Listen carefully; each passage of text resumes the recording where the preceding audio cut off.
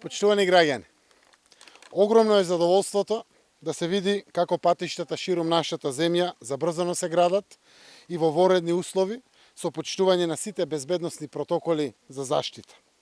Кризата предизвикана од пандемијата со коронавирусот не ги попречи капиталните инвестиции. Напротив, имаме забрзано темпо на изградба. Република Северна Македонија се поврзува и внатрешно и кон соседните земји.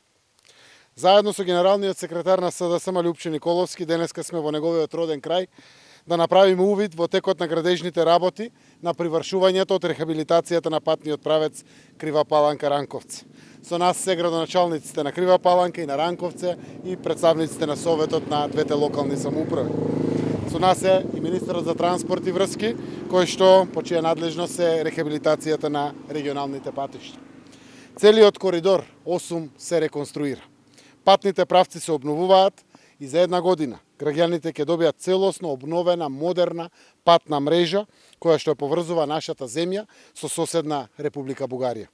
Тоа ќе има позитивен ефект врз поврзувањето на граѓаните од двете земји и врз унапредувањето на трговските и економските релации помеѓу компаниите. Инвестициите во инфраструктурата се исклучително важни, бидејќи отвараат нови работни места, ја движат економијата напред и со тоа го подобруваат животниот стандард на секој граѓанин. Социјалдемократскиот сојуз на Македонија е силно посветена на изградбата на крупните капитални проекти, кои ќе донесат долгорочни бенефити за сегашните и за идните генерации.